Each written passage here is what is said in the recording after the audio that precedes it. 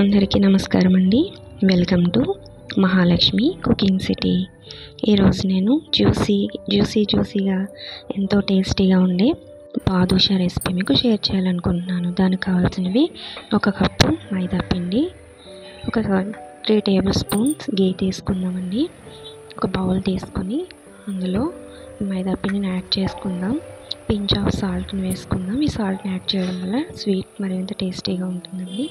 అలానే గీని యాడ్ చేసుకుని బాగా మిక్స్ చేసుకుందాం.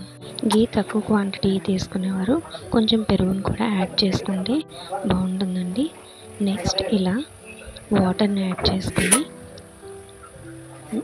ఇలా నెమ్మదిగా మిక్స్ చేస్తూ ఈ విధంగా చేసుకొని పక్కన పెట్టుకుందామండి. దీన్ని రోల్లా చేసుకొని ఇలా ఈక్వల్ పీసెస్ వచ్చేటట్టుగా ఇలా కట్ చేసుకుందాం. అందులో ఒక పీస్ని తీసుకొని ఇలా ప్రెస్ చేసి ఈ షేప్ వచ్చేటట్టుగా చేసుకొని ఒక ప్లేట్లోకి పెట్టుకుందామండి.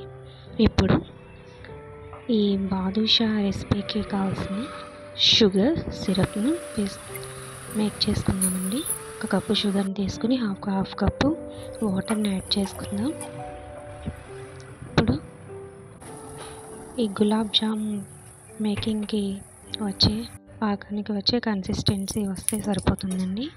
నెక్స్ట్ ప్యాన్ పెట్టుకుని ఇలా సరిపడినంత ఆయిల్ వేసుకుందామండి. ఇలా గోల్డెన్ బ్రౌన్ కలర్లో లో ఫ్లేమ్లో వేయించుకుందామండి.